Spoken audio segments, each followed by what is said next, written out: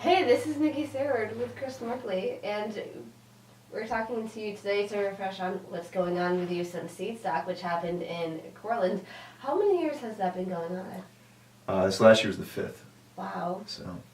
And that's actually a fundraiser to get money for the Cortland Music Department? It's part of it. I mean, it's really operated with a number of different. Like the main goal is to promote local music and have a music festival. Mm-hmm. One of the benefits of it on the side is part of proceeds from the day go to the youth center music program. Thanks entirely to our friend Rosie Rosenthal. He does a number of things throughout the year. Like he's had this Phil Clark benefit, an annual concert that raises money for the same program.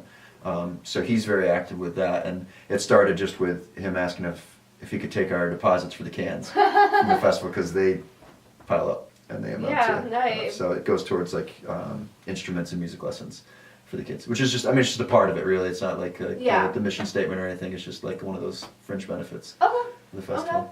So this has been a big year for you, just in general. I mean, I like to think they all are. Yeah, but you did a lot of stuff this year. Yeah. And you built that traveling studio The thing. behemoth, yeah.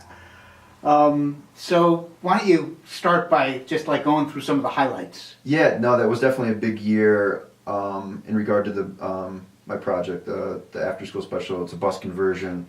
I've been working on it for a long time actually, but this past year was actually, it marked the first time I brought it out and put it to use, and some of the ways that I've wanted to apply it to my music career and just like the music scene in general. But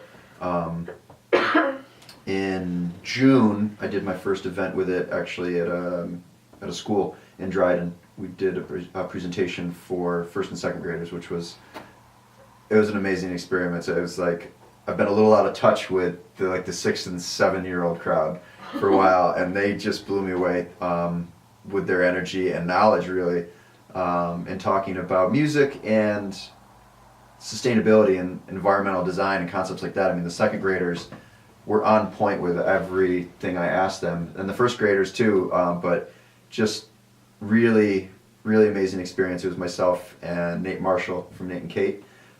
Nate's also a very talented juggler, so I brought him in for part of the presentation, and we worked that. And so we brought the bus to Dryden Elementary and did a presentation to the kids. So that was like the first time I brought it out for what I want to do more of in the educational sense. And then later in the summer at Cortland Summer Stage, we used it to host the North Stage at that event. So it was really the two applications that I'd like to do more of in the future, but last year was the first time we debuted those, so it was exciting. Sure. So describe the process that went into creating this thing. The bus. Well, first of all, what was your motivation? I mean, where you obviously had at least those two ideas in mind. Sure. Right. It's been a work in progress really, as far as like what I plan to do with it. Mm-hmm. I guess the inception was when I was living in Brooklyn and playing with the crooners. Myself and my bandmate and some friends moved into a loft in Brooklyn, and it was like that scene like Williamsburg and then beyond Williamsburg, where a lot of artists are like moving into factories and building creative spaces, apartments basically, but it was like the idea of transforming that space. We built a studio. We actually built all the rooms in there, and just customized it for what we wanted to do. And we had like a vocal booth, and so it's like the idea of customizing spaces, and then me realizing that it would be great to have a mobile, version of that. And so I started to get the thought of, well, bus really wasn't even that much smaller than our apartment there, and I could fit all these things in, and so the idea really started then in New York City, and then really for me to do that, I moved back upstate just to have the space and the facilities to work on it, because I grew up around here, and I just feel like a bit more plugged into where I can function. And you can't build a bus in New York City really, so it was part of that, and, for other reasons too, but so initially it was just to have like a mobile like command center just to facilitate the music career, either for travel, to have comfort and like recording or practice facilities on the road, you know, to combine that into a mobile vehicle. But also I had a lot of interest in sustainability, so that was all tied into to just, you know, just to want to do something that was progressive in the sense of having, you know, the low carbon footprint, so run off vegetable oil, you know, power things by solar, solar heating, solar electricity, and just try to tie a lot of my interests into one thing that I felt like could serve a lot of different aspects of my music or just my life in general. So that's how it started, and obviously I wanted to have an application for it beyond just like having a bus. So it evolved into the idea that I could use it for live shows, but also with an educational side as well. Mm-hmm. So it's still evolving. Like I still, Sure. It's funny when people ask me what I'm going to use it for. I really don't. I honestly don't have a clear-cut answer. I've got ideas. And I've got things. I just know that I knew it was worth it for me to do. Right. Just for myself, the experience of building it, but also just for knowing that it would serve a greater purpose. If you build it, it will find a use. Yeah, exactly. My best answer is what do you want to do with the bus? I'm like, whatever the bus wants to do. Right. You know, and Sure. I mean, it sounds ridiculous, but it's true. Yeah. I figure it's going to give me the best reason. So you took it to Dryden Elementary, I guess, right? And it was both for the purpose of spreading music, but was this specifically the sustainability aspect of it? Yeah, I mean, it was both. It was Right. split. Honestly, Uh-huh. we did the presentation half and half, and talking about. It was just to group it together, I guess, and try to offer something that might be inspiring Sure. to the kids to say, hey, you can really do whatever you want to do, and then I joke about like it's been taking me a long time to do this, but it's worth it, so I'm continuing to do it. And I didn't know how to do it, but I'm teaching myself along the way, like just to kind of inspire the thought that you can do whatever you want to do, but then also try to offer what I think are good things to lead by example with kids. Like there's a smart way to do it that's considerate of some things, just as far as resources are concerned. I think it's important for me to feel like I'm establishing a foundation that operates from those principles. So I try to try not to preach, and say any, like one way, but just to say, hey, this is one way to do it, and to me it makes sense because you guys are cooking your chicken nuggets in the cafeteria. I can take that oil and I can drive many miles, Right. On that fuel. Or we've got sunshine that's going to continue to shine, and I could use fossil fuels to heat my water, but I could also just use the sun that's shining. And that was the part where it really amazed me how much the kids knew. It's like I'd hold up a black hose and ask them, like, what do you think I could use this for on the bus? And every single question I asked, these kids were just like, you can use, and it wasn't even just so far as like the simple basic concept of heating the water, but like the girl I called on for that was like, you can use that for, like your hot water pressure or something. Like, it was just like taking it beyond. I'm like, and I thought for sure maybe they had been coached before the presentation, just, but like it really honestly just these kids are soaking up, I think, a lot of credit to their parents and their teachers and just the environment and the climate of things that, I think is happening. Well, I guess if you have another project, I mean, your subcontractors might be a little bit younger than you think next time. Right, yeah, no, These are I'm training really the good roadies of the future. Yeah, right, Really, sure. it's completely selfish. So the music mentoring that you do, I mean, I see you leading by example.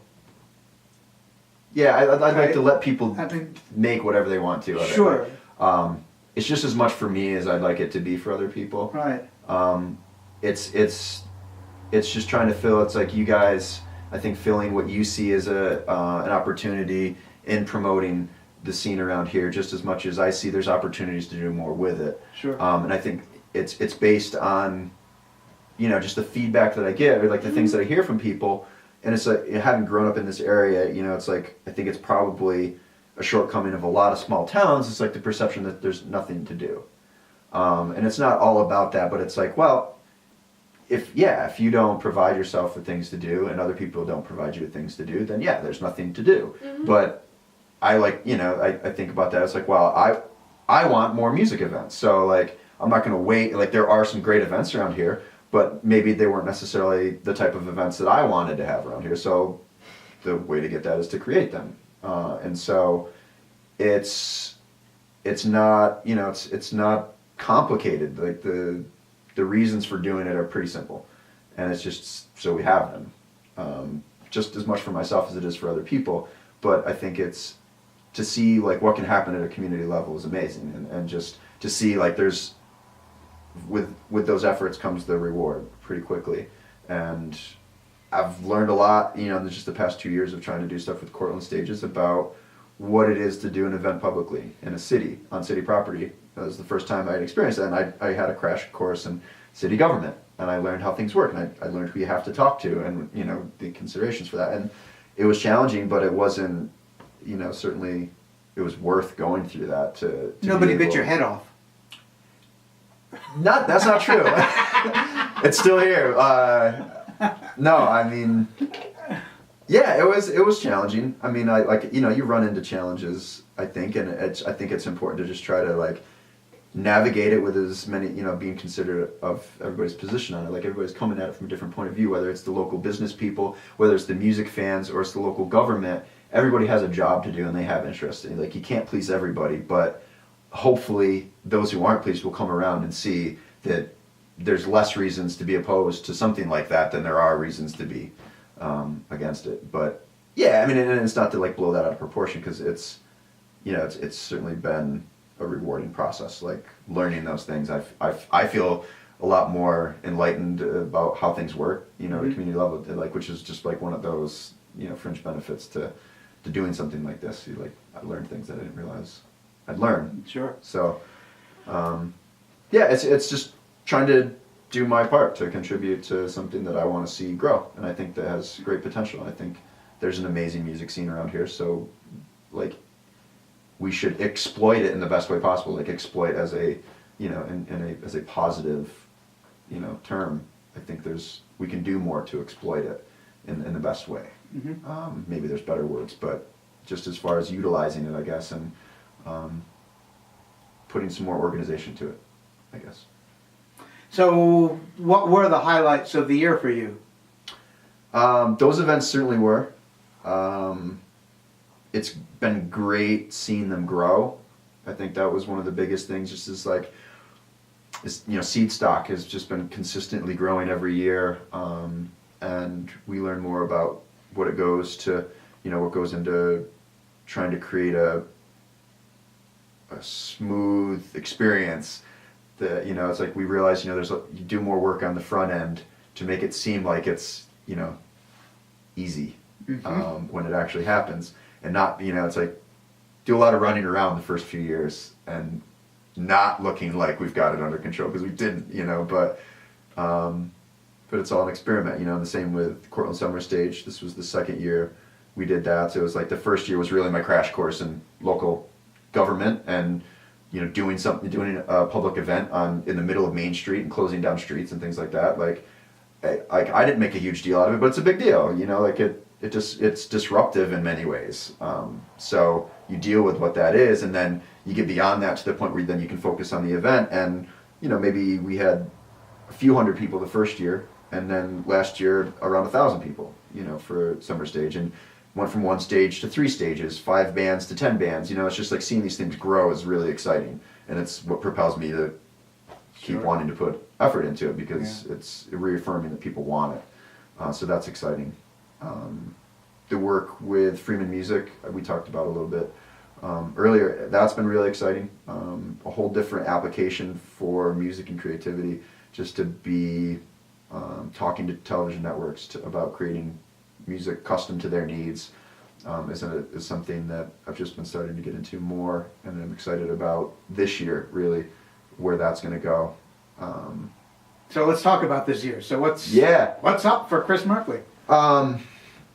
Really, the focus has, you know, been less on live performance this winter and more on Freeman Music, and reaching out to TV networks and the people that work there that have the challenge of matching sound to visual, and the magic that can happen when that works well, and wanting to be a part of that process. That's exciting. I'm looking forward to seeing what projects we have for that, and then just the continuation of things from these past couple of years.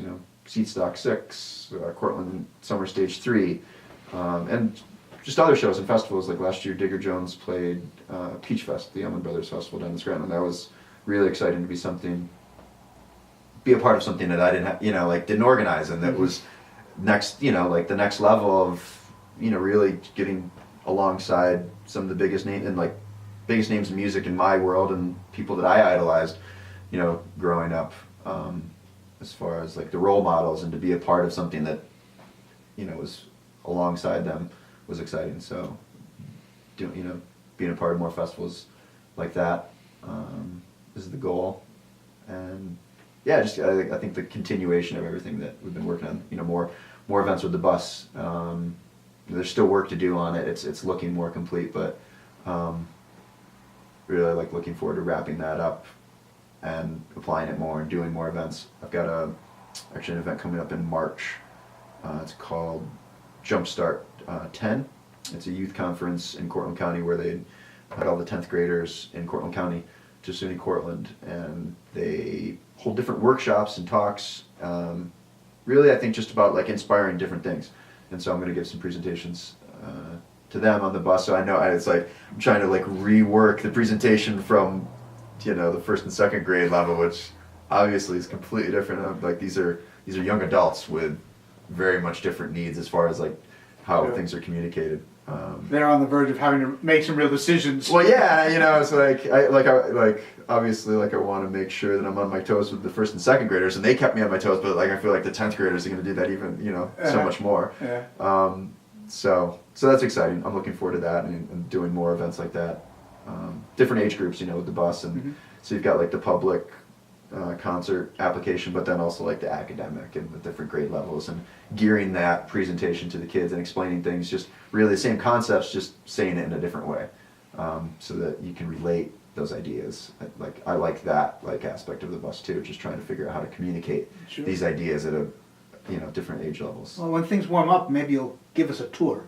Yeah. I mean, we can get. It's across the street. We could go over there. Probably. We'll walk through some snow to get to it. Wait until it Yeah. thaws. Absolutely. I'd love to give you guys a tour. That would be great. Well, Chris, appreciate it again. Thank you very much for giving us your time and welcoming us into your home. Yeah, absolutely. Appreciate it. Come back anytime.